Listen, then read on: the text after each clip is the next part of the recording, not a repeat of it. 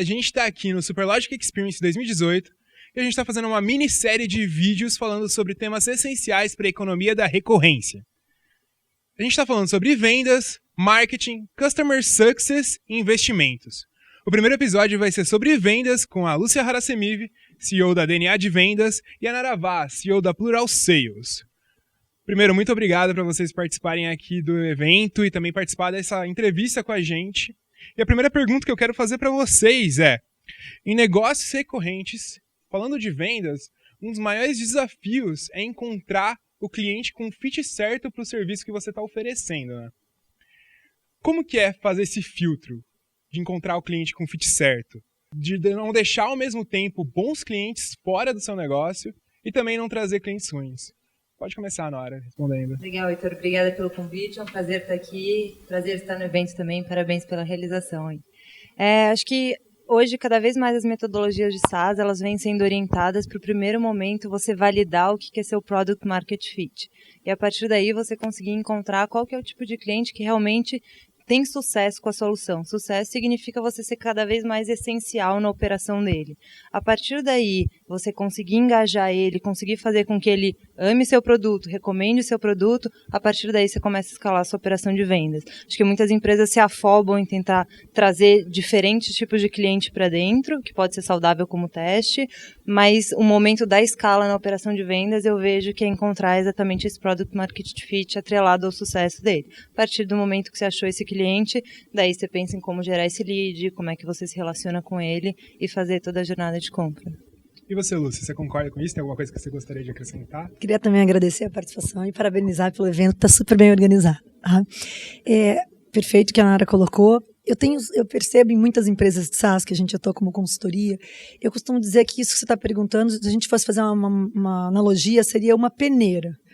Qual é o tamanho, a granulometria dessa peneira de entrada, né? Vamos abrir mais, vamos fechar, porque na medida que você quer clientes com fit maior, eles tendem a dar menos churn, eles tendem a te dar menos trabalho na entrada.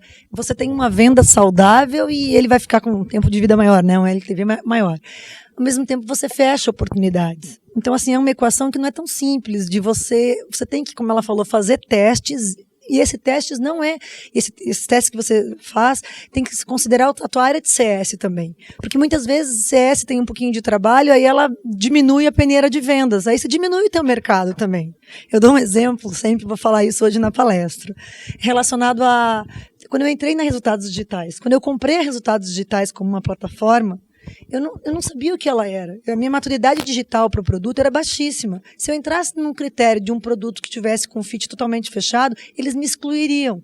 Quer dizer, hoje eu tenho a plataforma, eu vendo para muitos clientes, eu indico, eu sou uma heavy user da plataforma, então assim, numa peneira muito fechada eu não teria entrado. Então saber fazer essa equação com a tua capacidade de educar o cliente nessa jornada é um desafio de cada operação para ser estudado, analisado e processuado para que tenha um resultado melhor e não desperdice mercado. Tem que achar um balanceamento, né?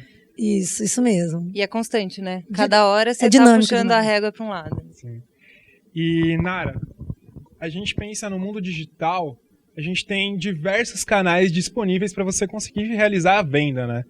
E como que você acha que é o modelo certo de usar? Atacar vários canais de uma vez? Ou escolher um e falar, esse é o meu canal e é aqui que eu vou atacar, é aqui que eu vou achar meu cliente? Legal, acho que a gente tem modelos diferentes de canais quando a gente fala ou de geração de demanda, né? Que daí eu tenho meus canais como Facebook, redes sociais de modo geral, Google e tal. E a gente tem canais de venda, que é onde a gente atua hoje como consultoria, né? Do modelo de canais de venda, eu vejo que basicamente a gente tem três formas de seguir. Uma que é chamada de Finder, onde eu uso o modelo para geração de oportunidades. Então, não necessariamente meu canal tem alguma obrigação comercial comigo, mas ele me gera oportunidades, eu posso remunerá-lo de diferentes formas por essas oportunidades. Depois eu tenho o modelo de reseller, que é ele efetivamente vendendo e adquirindo novos clientes para mim. Mas não necessariamente ele tem esse trabalho de CS que a Lúcia estava falando, que é de implementação e gerar sucesso para o cliente aí. E eu ainda tenho um terceiro, que é o VAR, Value Added Reseller, que é onde eu tenho um canal que ele agrega valor à minha solução, na maior parte das vezes com uma camada de serviço. Então, ele vende a minha solução e coloca o serviço dele em cima como uma forma de monetizar a realidade dele, mas também ele consegue estar mais próximo do cliente e gerar mais valor nessa experiência. E ainda um último modelo seria algo mais relacionado à integração de tecnologia, né? Um mundo chamado BizDev aí, que é uma nuvem que pode caminhar para vários lados, mas basicamente esses modelos, eles tendem a cobrir boa parte da geração de oportunidades via canais.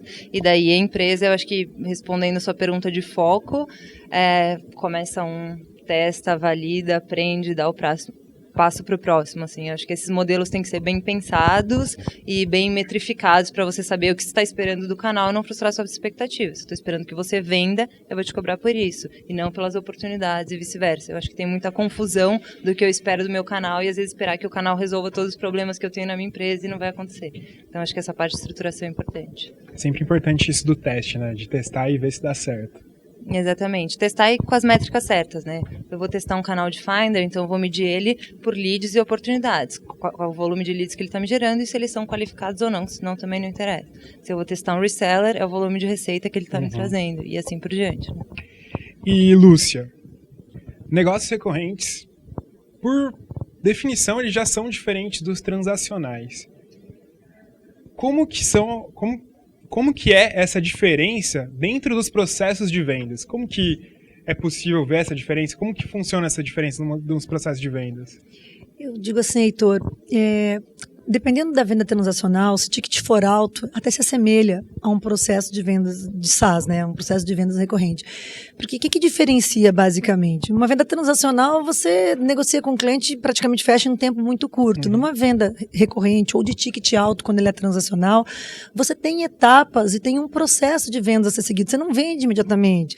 Você tem um contato com o cliente, você tem normalmente uma apresentação do produto ou do serviço, no caso de SaaS, né? Toda uma apresentação, uma demonstração, uma validação do produto para um fechamento. Então, os funis se assemelham. Aí, obviamente, em função do ticket, se isso é inside sales ou se é field sales, independente se é recorrente ou transacional, ambos vão ter etapas a serem seguidas. Eu gosto de falar que cada funil, cada negócio exige seu próprio funil. Mesmo no mercado de SaaS, a gente tem de muitos clientes, tem negócios que exigem certas etapas, outros não, e aí eu acho que eles se assemelham, né? E olhar as taxas de conversão, que são diferentes. O negócio recorrente tem uma ciência muito grande por trás. Porque como você tem essas etapas, e normalmente são calls gravadas, você tem muitas variáveis para analisar e para aprender com o teu próprio processo, né? Na transacional você não vê, é muito mais simples, muito mais rápido de acontecer. Sim. E, Nara, ela falou de inside sales, falou de self-service, falou de field sales. Como que uma empresa tem que definir qual modelo ela vai usar? Se vai ser self-service, se vai ser low touch, high touch ou field sales? Como que a gente define e estrutura isso dentro da empresa de SaaS? Legal, acho que a primeira coisa é que elas não são excludentes entre si, né? Sim. Posso ter uma operação que está rodando em diferentes formatos. Mas acho que as principais coisas para a gente analisar na hora de definir qual é o modelo ótimo aí é ser o ticket médio. Então, a partir do momento que ele justifique eu ter um vendedor ou uma operação de vendas, então essa é a primeira coisa. Até a margem de receita, porque eventualmente eu tenho um ticket alto, mas eu já tenho um custo alto de operação que trava um pouco que eu posso investir em vendas, né? E no final é grau de complexidade e inovação. Então, dependendo de quão complexo ou inovador é seu produto, às vezes eu preciso colocar uma mão humana ali para pegar a mão do cliente, explicar o que ele precisa fazer, passo a passo, que é o que acontece muito com as empresas de tecnologia pela característica da inovação e até da complexidade, né? Então, às vezes eu preciso ter alguém que vai entrar lá, vai falar com o meu cliente, ou uma estrutura de marketing que vai nutrir esse cliente. E o self-service, até tem alguns benchmarks que falam em torno de tickets de R$129 para baixo, eu consigo ter uma operação de self-service, é o caso da Conta Azul, por exemplo, que tem esse modelo. Aí eu acho que o ticket médio é o principal fator de analisar. Então, em síntese, ticket médio, margem de lucratividade ali da operação e complexidade e grau de inovação, acho que são as principais coisas para montar esse quebra-cabeça. Bacana. E a Nara tinha comentado bastante falando sobre o teste, metrificar.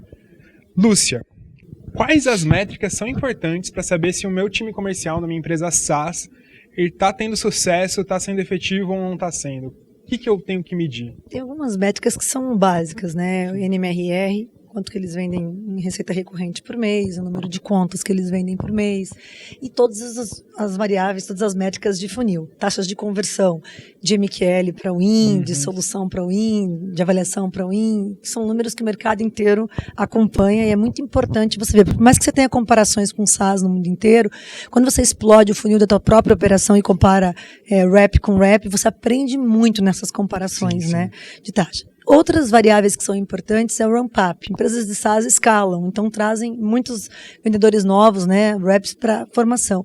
Quanto tempo que eles demoram para bater uma meta? Qual é o ideal de contas num primeiro mês, num segundo mês, num terceiro mês, num quarto mês, até que ele consiga você passar uma meta igual você passa para os outros reps da tua operação, né? Então são variáveis, são métricas muito importantes em SaaS.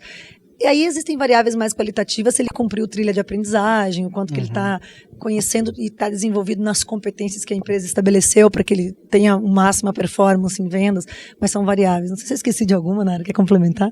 Eu acho que você trouxe bastante, quando a gente participou do projeto em conjunto, acho que você trouxe bastante essa visão de reps, assim, percentual do teu time que está atingindo meta, ou que está muito abaixo da meta. Eu acho que essa visão que você trouxe na época foi super importante, é um olhar diferente de só do funil, né, mas da equipe. Então, acho que esses indicadores serão bastante diferentes.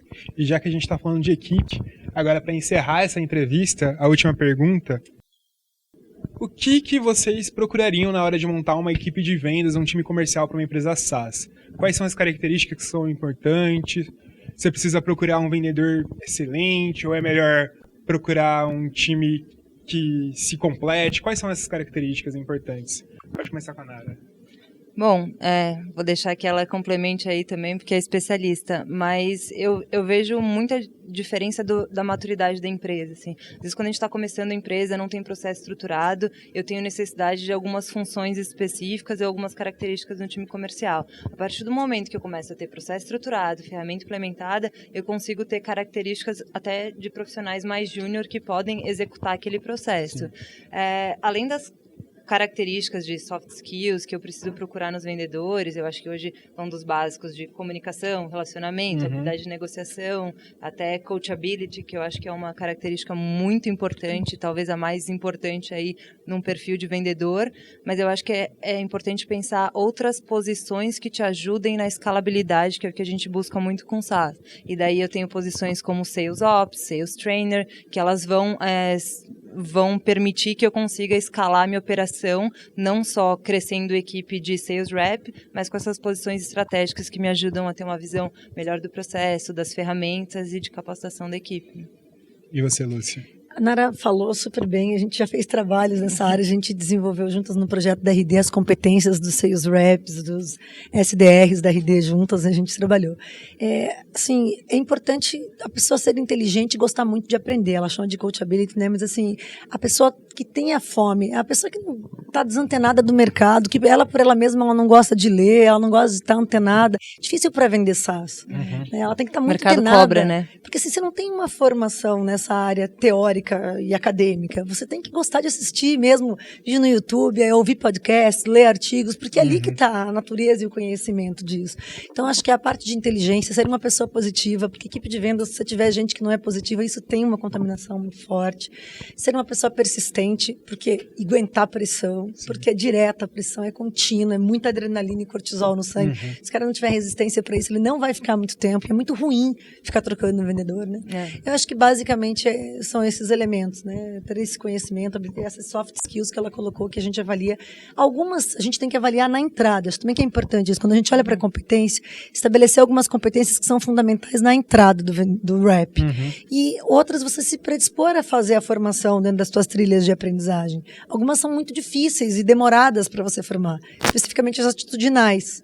Quando são habilidades voltadas para conhecimentos e habilidades, você desenvolve, mas a atitude é mais difícil. Então a gente diz assim, contrate pela atitude e forme. O cara que tem a atitude de ler, de desenvolver, ele pode não entender de SaaS, mas ele vai aprender rápido porque ele tem uma atitude que ajuda nisso. E eu acho que até pela velocidade do mercado crescendo não tem profissional, então acho que esses pontos de você conseguir separar bem o que é importante na entrada, e certamente se você quer crescer uma operação de vendas, sabe que a sua escola vai ter que ser dentro de casa ali, né? Então acho que isso é muito, muito válido que a Lúcia comentou.